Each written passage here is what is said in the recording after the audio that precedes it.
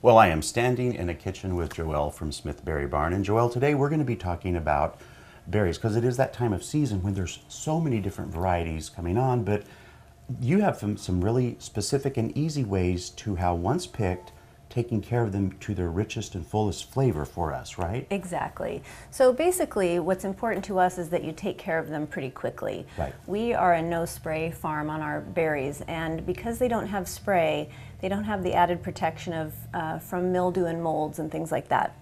So basically we like it if you can take care of your fruit within 1 to 2 days of picking them. So when spray, I always assumed that your no spray meant you didn't take care of disease and insects, but that's not true. This stuff is a lot of places spray to extend the lifetime once they're picked, and you don't do that. Exactly. Nice. We just don't spray anything. Nice. So you're not getting spray of any kind, which, you know, that's the one place that it does maybe hurt us, is when we do get heat and moisture in our air, we have a little issue with that they might mildew on you a little bit quicker. So tell me some of the things that you guys have found out that really make them fresh longer for your house. So basically what we want you to do is we want you to get them right home as fast as you can.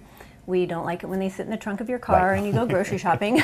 Especially on hot days. Exactly. That would be terrible. So get them home as quickly as you can. Get them right into a chilled, refrigerator is obviously best. We also prefer that you don't wash them before you refrigerate them. So refrigerate, wait to wash until right before you're ready to use them. Okay. And then is there specifics? To me, washing would be run them underwater. But so what are the tips you can give us about that? Exactly. So it depends on the berry, and that's what we're going to do today. We're going to do a little bit of, different care for the different berries. So I'm going to start with strawberries. Strawberries are one that are pretty durable as far as washing, and so we just put them in a colander. We've already rinsed them under the sink, and then basically once you're ready to use them, we're just taking off our caps. And is that because I've seen them sometimes out in fields, if you pick fields, I've seen berries laying around without caps, and I thought it was people just throwing them away, but you actually do take them off sometimes, don't you? Well, we take them off right before we want to use them. Okay. So preferably if you can keep the caps on, that'll prolong the life of them. And if you're going to U-pick and do it that day, then you could also do that, but better just to do it right before you do I them. prefer you try to keep the caps on. If you want to pick them off while you're out in the field, you can, but we definitely want you to use them then as fast as you can.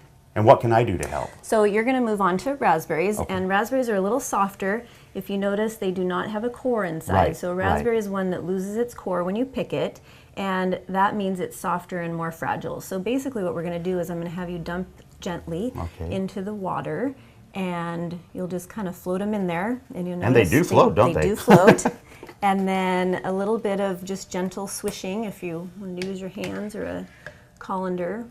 And then once you feel like they've swished around a little and gotten any of the little field dust off, we go ahead and just dip and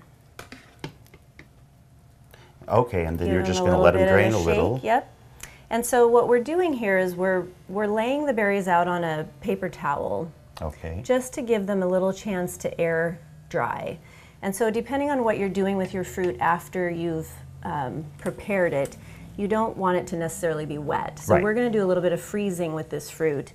And so if we let it air dry, you won't get the water crystals in your fruit when you're once you freeze them. Right, and you would see that when you freeze stuff. If there's moisture in there, it often kind of like gets this kind of frosty looking stuff. Exactly. And then I have a question about, though, how do you use, like a lot of times when you pick fruit, it isn't all ripe at one time, so you get stuff that isn't fully ripe. Exactly. How can you tell that clearly? So that's another good tip, is when you get your fruit home, if you want to sort through it a little bit, you'll find that some of your fruit is a little bit more ripe. If you look at, these are tayberries here that we've picked, and the tayberries are a variety, it's a cross between a blackberry and a raspberry, so you get a little bit of the softness and perishability of the raspberry with the inner core of a blackberry. Some of these even still have their stems on. So we just want to sort through, and we're looking for the darkest and the softest, and then we would use those first in whatever we're, making a milkshake or a smoothie or even putting it on your cereal. Exactly.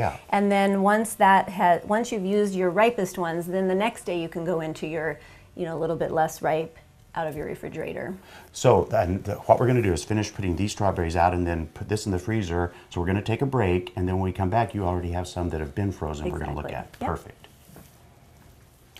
Okay, Joelle, so this is how they look. This is all strawberries, but this is how it looks when you froze them, right? Exactly. So we just took these out of the freezer. Basically what we did is we put some parchment paper underneath. We Okay. took them off the paper towels, put them on some parchment paper on the freezer tray, freeze them for just long enough till they get solid.